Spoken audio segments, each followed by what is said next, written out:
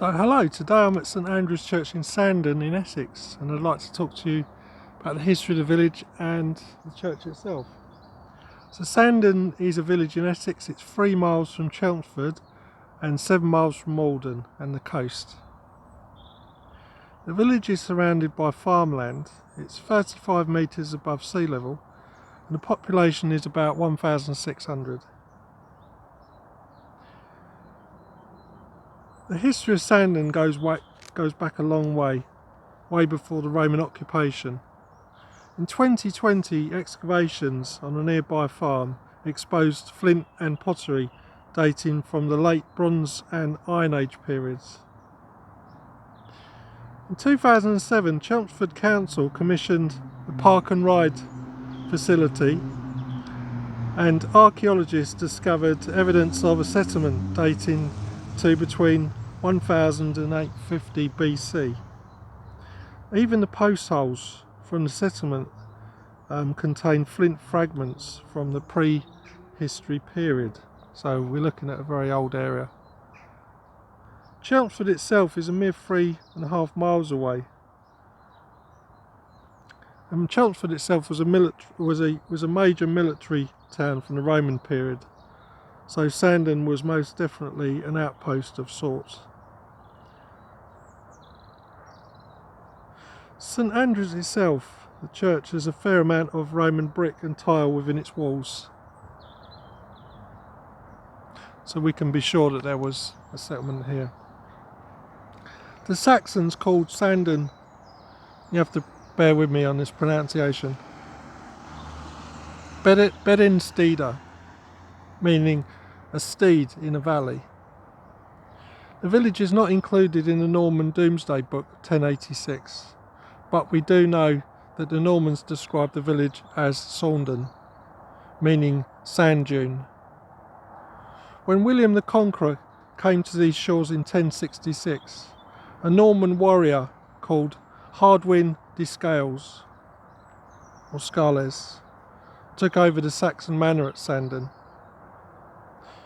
The powerful Scales family would own land here until the year 1616. Sandon's manor passed down through the centuries. For example, in the reign of Edward II in 1325, William de Beauchamp was lord here, and by the time of Henry V and Agincourt, a Thomas Coggeshall was a knight and he was lord here. And so it went on, being passed from lord to lord, until that is of Ralph, who was Earl of Westmoreland, and somewhere along the line his lands went back to the Crown of England. In 1510, King Henry VIII granted the manor and lands of Sandon to Cardinal Wolsey. By 1514, Wolsey had become the controlling figure in all matters of the state to the King Henry VIII. Basically, he was the second most powerful man in England, immense power and wealth.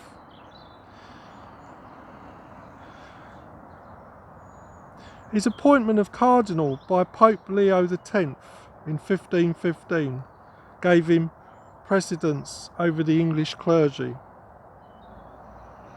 So not only did he have amazing wealth, he had amazing power over the clergy as well. In 1520, Wolsey had organised the meeting of King Francis I of France and Henry VIII of England. This took place in Calais, and it was known as the Field of Cloth of Gold, an event which lasted 1 month.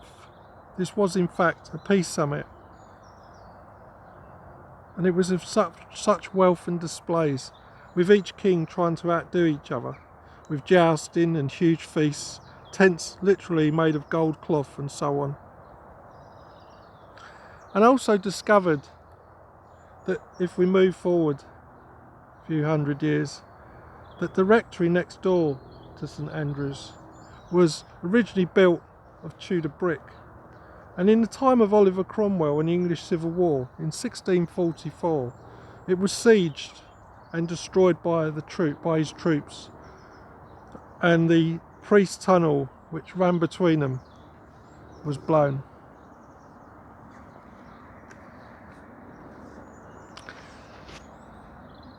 Now we're looking at the actual village of Sandon, the green as such. The village has one pub, which is over there. I believe it's the Crown.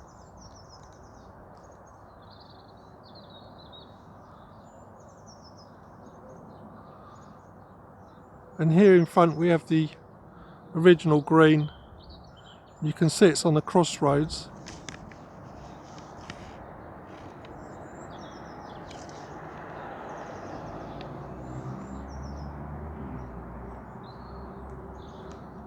Now we should look at the church itself.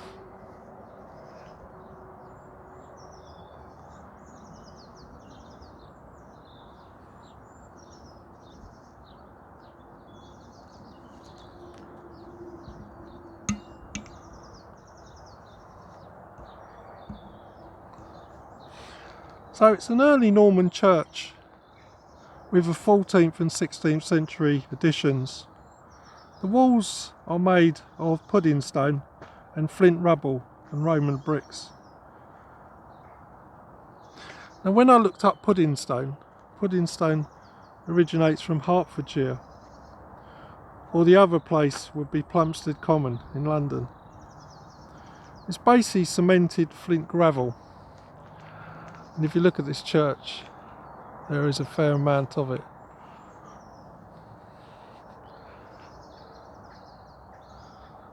We just take the east wall for example.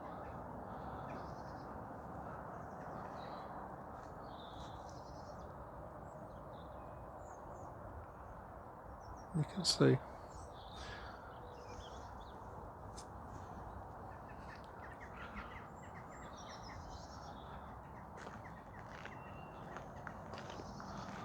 So we should start with the West Tower.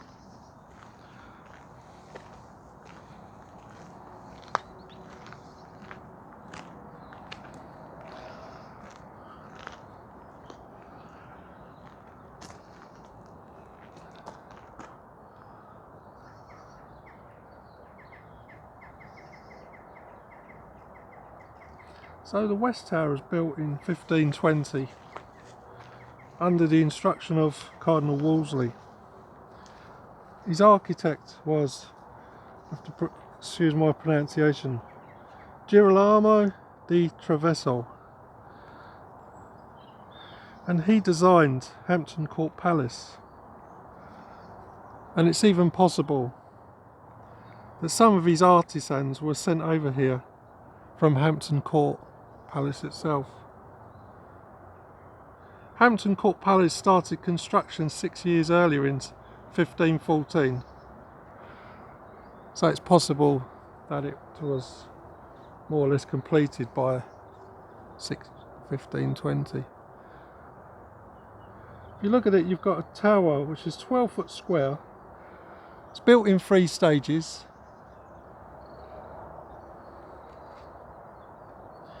And the brickwork has extensive diapered decoration of black brick, including 2 large crosses on the west face.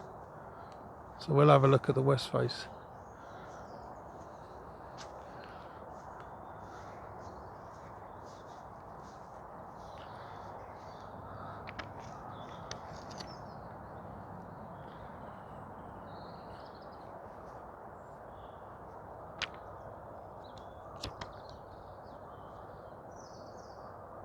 Now I did read in a pamphlet that the top section represents a cardinal's hat, and the black brickwork that comes down are to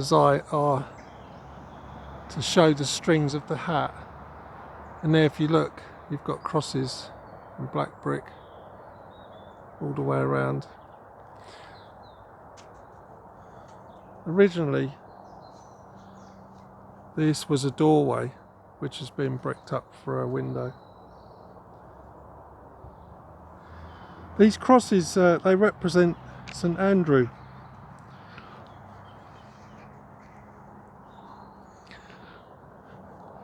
And if you look on the south side,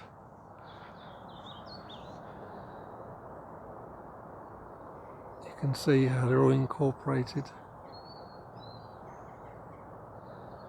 It's amazing, you think it's 1520.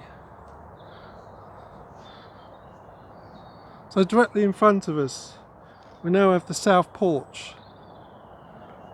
And this was also built in 1520, probably by the same builders, definitely the same architect.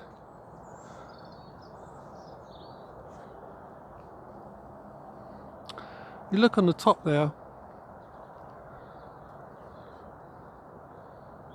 it's a crow-stepped parapet resting on corbel table of trefoiled arches.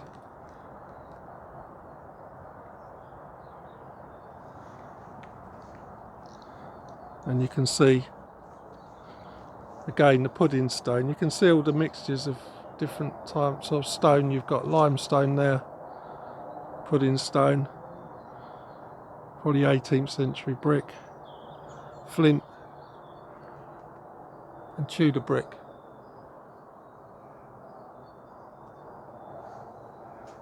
It's the original window.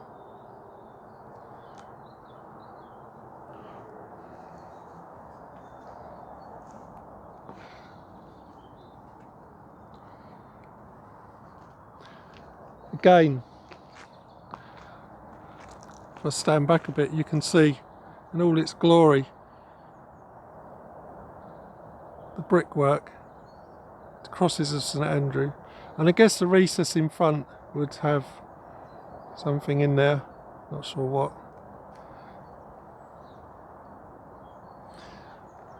Now if we go into the door, or the south door, this is a very, very unusual, rare brick vaulted ceiling.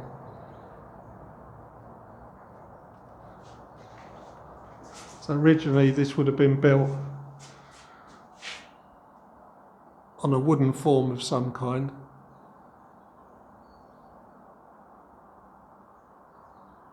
And then the form would have been taken away, and you can just imagine the builders, the apprehension, is it going to hold?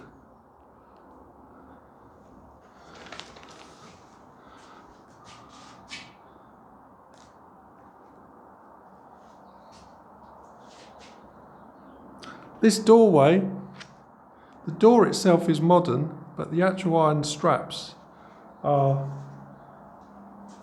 original 15th century. You can see there, they've been hammered, you can see where they're hammered.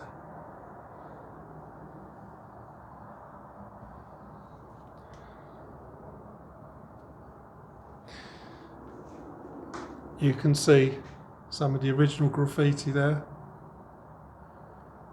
Looks like a form of crosses on the door jambs. So you can see over the centuries where it's been, you can virtually see where things have been cut in. This is obviously original. And we should go in.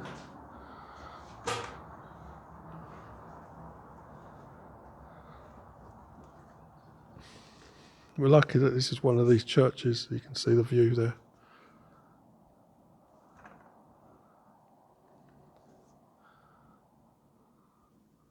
One of the churches that's left open, which is a pleasure. Now we're standing actually now in the nave itself. If I come back here, you'll get a better perspective of it.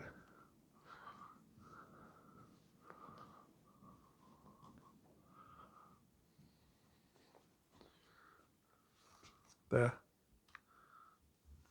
So the nave is believed to have been built around 1080, so it's an incredibly early Norman nave. It measures 38 feet by 19.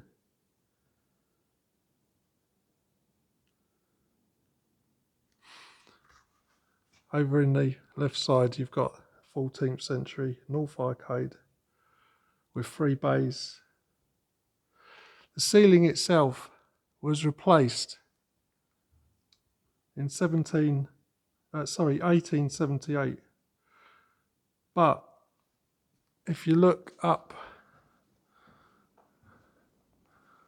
on the east end of it, there's the original 15th century hammer beam.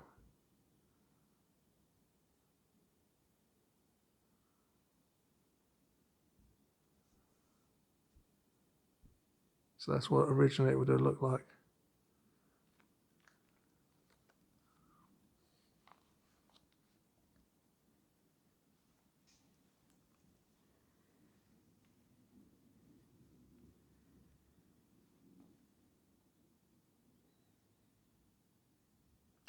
This south wall here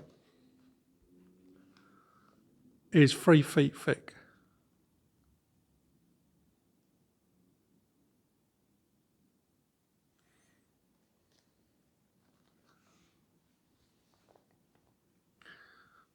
We'll just go back to this font here. This font is believed to have aged from 1550, and you can see there's a small priest step that's been added.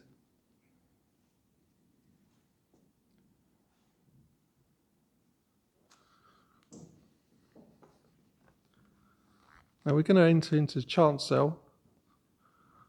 It's quite a narrow chancel as they go. 22 feet by 13. The north wall here is also dating from 11th century. As of some of the south wall here, the far wall, which is the east wall, that dates from the 15th century.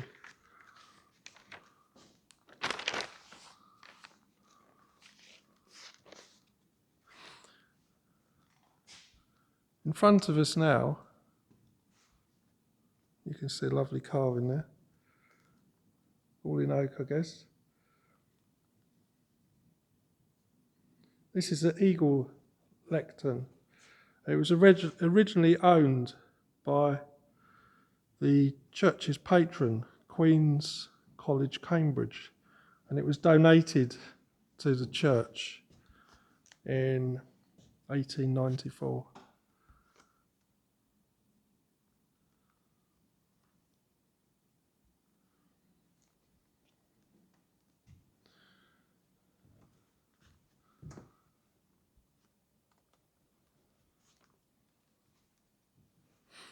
Now we're going to make our way to the altar table, which is in front of us.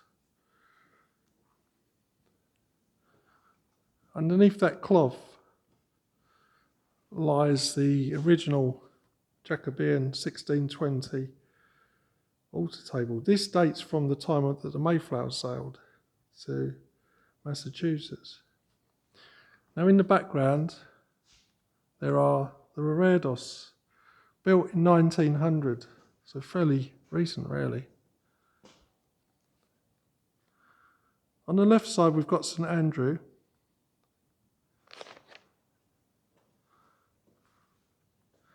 We'll get a bit closer.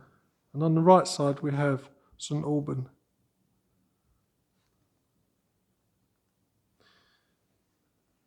If we look at these altar rails, which are quite unusual because they're made in metal, normally wood. Now, these were made by a local blacksmith, a Mr. Stibbard, in 1890. Quite beautiful.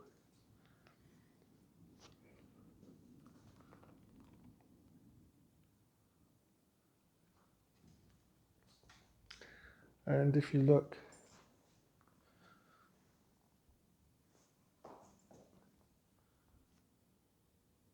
there's some fairly old floor stones, slabs. An even older one adorns this wall here.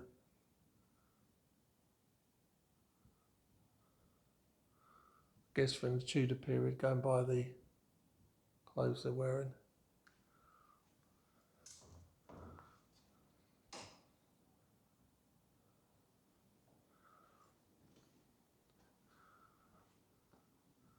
And there's on the wall there's something about a medieval wooden pax, which I believe is now inside the museum somewhere in London. Now, in front of us, this is a pulpit of immense beauty. This is described once as the glory of Sandon Church and the finest of its kind in Essex. It's got a unique wine glass perpendicular design. You can see there, if I get in closer.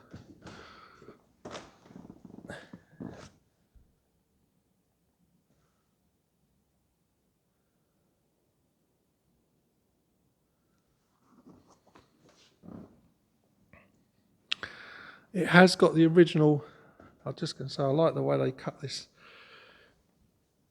power socket into the whole floor, it's great.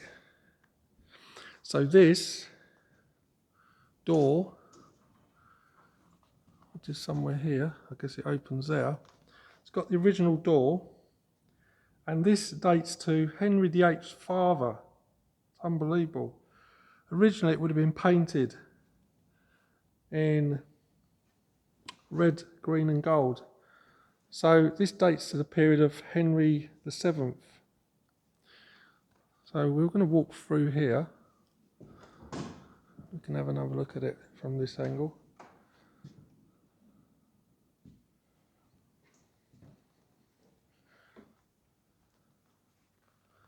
Now we're standing in the north aisle. I'll turn the camera around.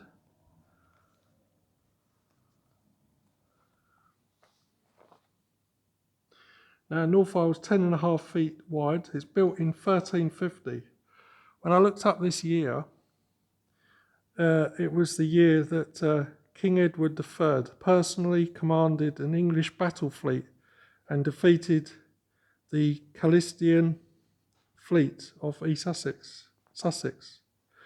Also in 1350, the first accurately produced map of England, actually showing the shape of the country, and it was called the Go map.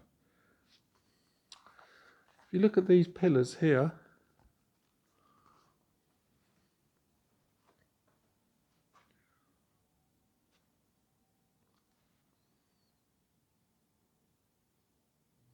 these are made from canned stone from France. They were shipped over and they were brought over by the River Chelmer to Samford Mill and then overland by cart. And down there's something, an antiquity, I'm not sure what it is.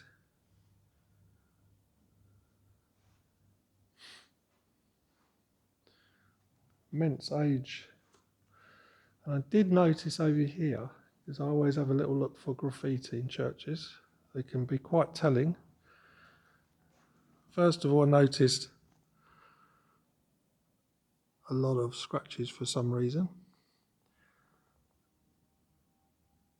And that to me looks like a ship. Or is it some sort of spinning wheel? I don't know, spinning tool, a drill perhaps.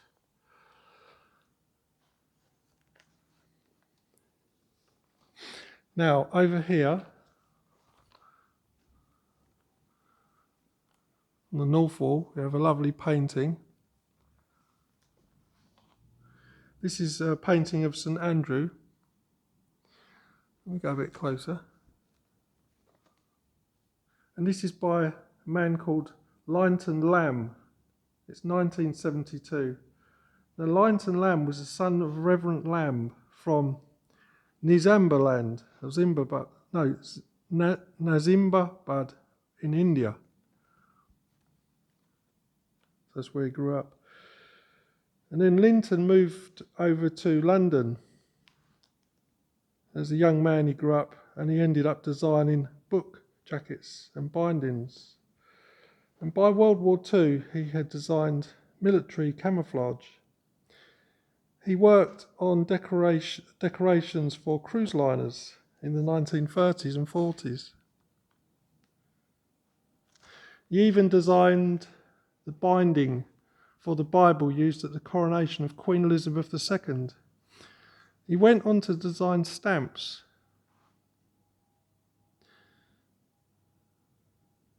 And in his later years, he became an author and a painter. And I worked out this painting was painted 5 years before he passed away. Now, Linton, or Lamb as he liked to be known, he moved to Sandon in 1940 with his wife and 2 boys. And his home once stood where the Woodhill Road crosses the A12. The Lamb was very much involved in Sandon's community, and he was even a church warden here, where we stand right now. He was also an active member of Sandon's cricket club, and this is another piece of his work.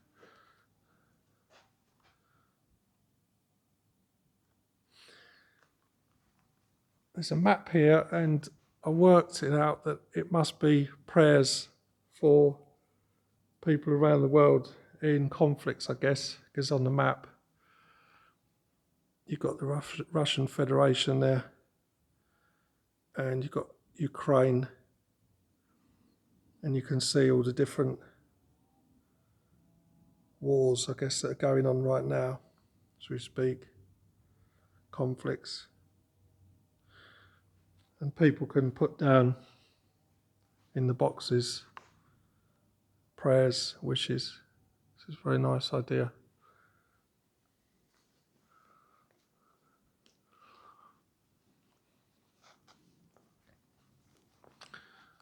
And I've seen this in a few churches across Essex, where you can tie a piece of string to the net.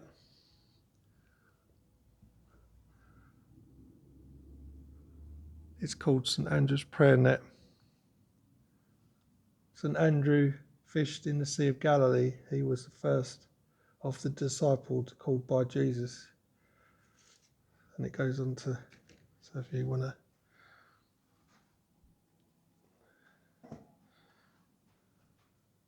there's something the church is involved with in Kenya.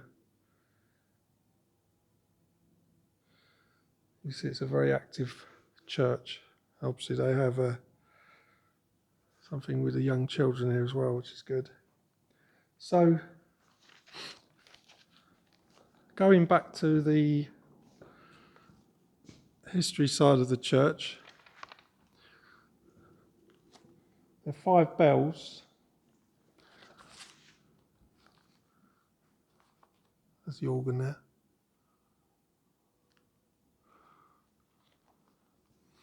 I'm going to go outside and talk about the bells. It's got a varied range of bells in this church.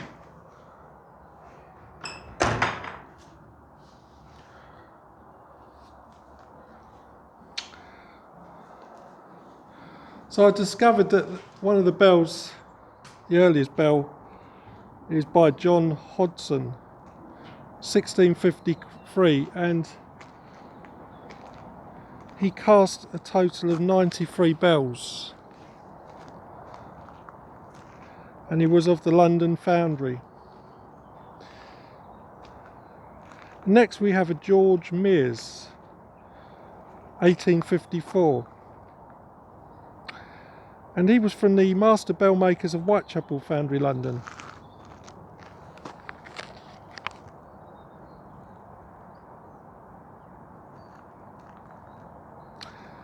I worked it out that George was 34 when he cast the bell here. And then we have a Chapman and Mears, 1784. And again he's from the famous Whitechapel Foundry. And it worked it out, it was a troubled time for the foundry. They had a lot of bankruptcies and fallouts between the families or staff, not sure.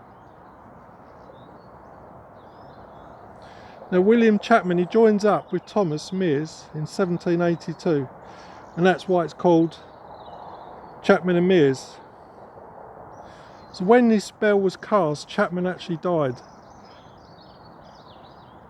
So after that, the bells were actually known as just simply Mears. We also have a James Barwell, 1908, and a Birmingham foundry. They were also engineers and plumbers. They made a great deal of cattle bells. Some have reached, or many reached, Australia. The last bell that I found was by Gillett and Johnson, 1952, so a fairly recent bell. Johnson was a clockmaker and bell founder based in Croydon near London, and in 100 years they produced 14,000 tower clocks.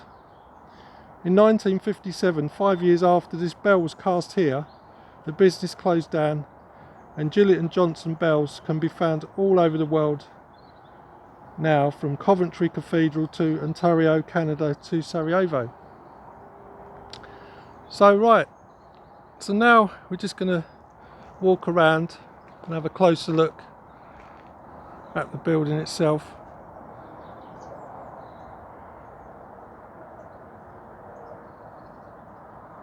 So you can see how they've added some windows there to fit in.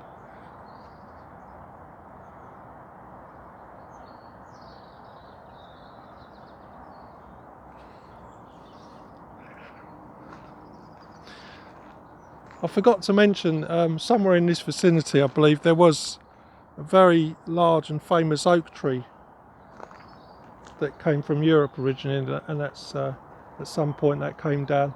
So if you look at this priest door,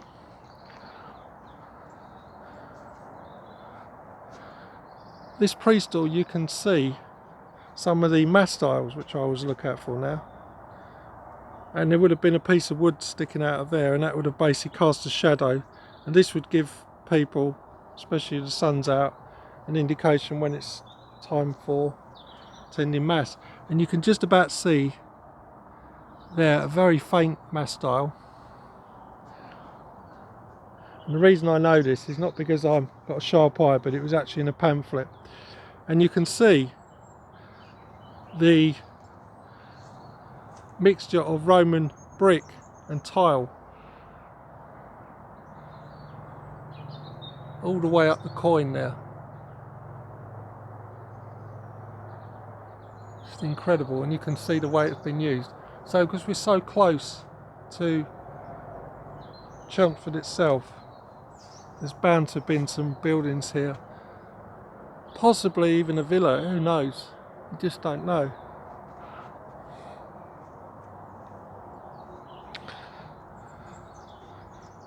And again, huge amount of Roman brick running up the chancel wall.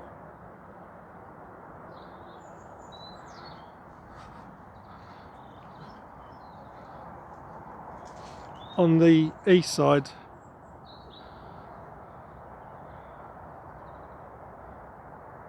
see, it's a fair mixture of stone.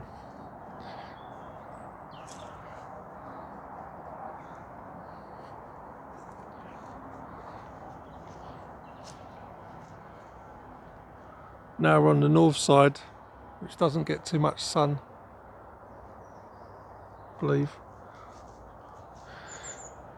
Interesting, when I looked at this, you might not be able to see it on the camera, but there's two drain pipes, and then the ground goes down to valleys, like a line in the middle. It's like three indentations over time where the rain has washed it downwards. And you can see up there where tiles have been used to make up masonry. It's a new addition there.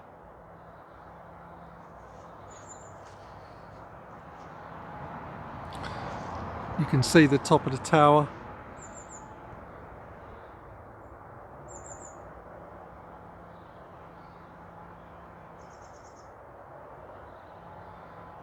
From the times of Henry VIII and Wolsey. And we'll walk up this small And the side of this, I guess it's the vestry. You can see even the new buildings, they're made to match the design of what's there.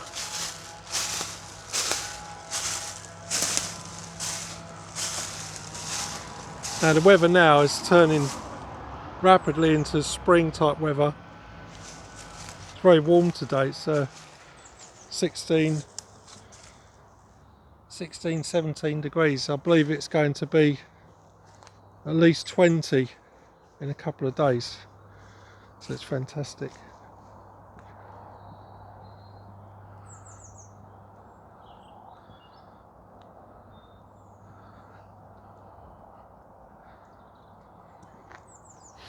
Right, and I've done a full circuit, so I hope you enjoyed that. Thank you very much.